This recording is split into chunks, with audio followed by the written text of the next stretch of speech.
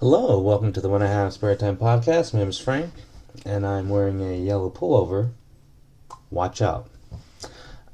So I got my taxes done. I'm one of those people who doesn't wait for the last minute. I gave my taxes, my papers to the professionals. God, was it 3 weeks ago?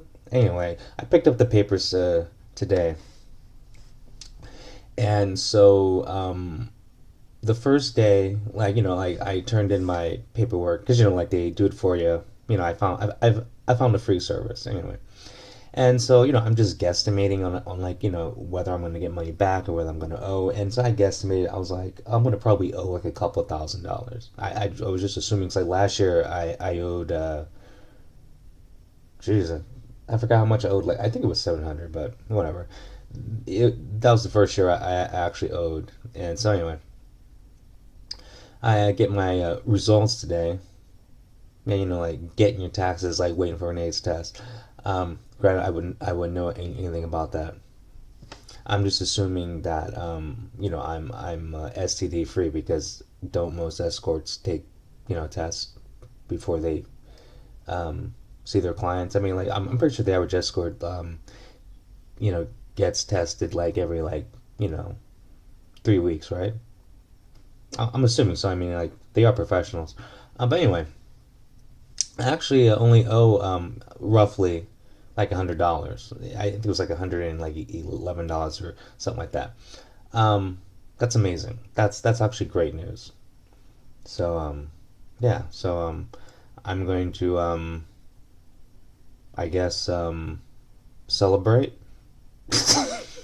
Don't know how, because most small businesses are like out of business because of the government closing down or making every small business close during this COVID, but all the big businesses got to stay open. So, like the places I would normally go to are probably out of business by now. Um, I'm hoping I'm hoping my favorite bar, Jocks or Dailies in Culver City, I'm hoping it's open because the girl I'm in love with, Vicky Sales, the bartender there, and the only way I can stalk her is by going to the bar.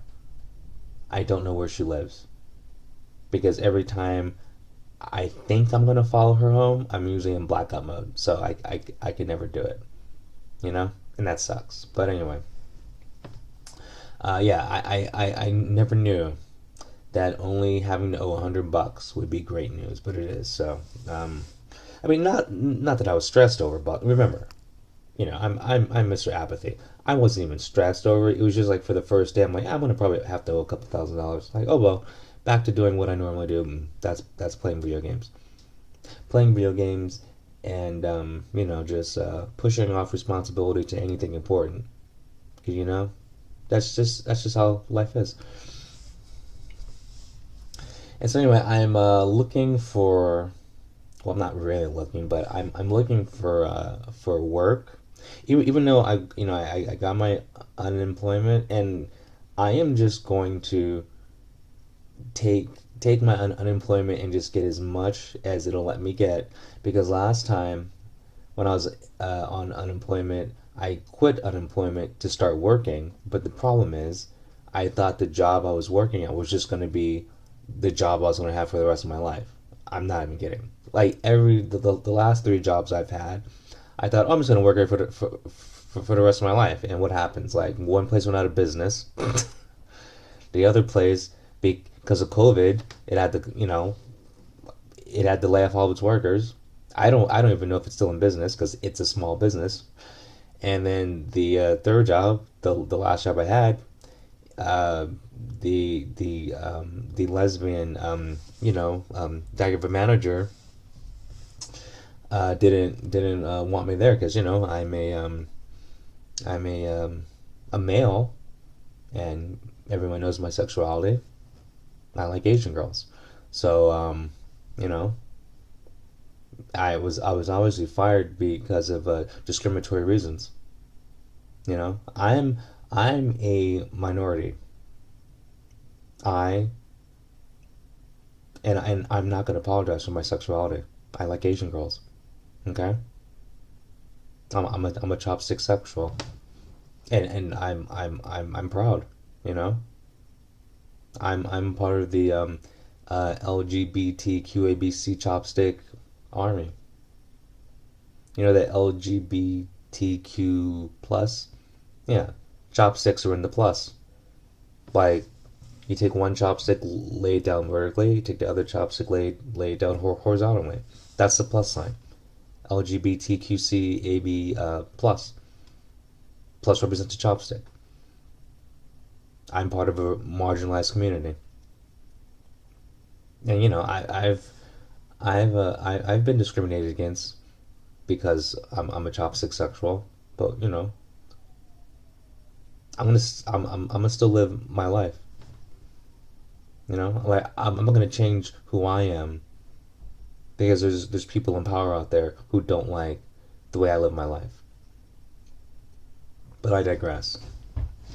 So anyway, yeah. So like this time around, like you know, I qualify for unemployment. I just haven't received it yet. But like I'm gonna write it out and just take the unemployment until they run out, and then I'll look for another job. It's because I don't want to interrupt my unemployment again. If I'm gonna be working at a place that will you know might close down because obviously even though things are quote unquote open up again, they have restrictions. So it's like now you want a place to open up but only have them at 25% capacity. So even though you have a business open, you're going to still hamstring it. So it still, you know, has a good chance of closing down. So I'm just going to like get all the money I can get, and then by that time maybe enough big businesses have bought up all the smaller businesses that went out of business, and they'll be able to stay open, which means there'll be more jobs. Then I'll get a job. Basically, you got to wait for all these small businesses that went out of business to get bought out by big businesses and corporations, so they can remain open. Which means if they can stay open, which means they're gonna be hiring. You know, so that's my strategy. That's my strategy. But we'll see what happens. I don't know. But you know, like it's a shame that you know things have to happen like this. You know, but it is what it is. But you know, like and also a person can't help being being born a chopstick sexual. You know, I have a pretty tough life. Anyway, have a good one, guys.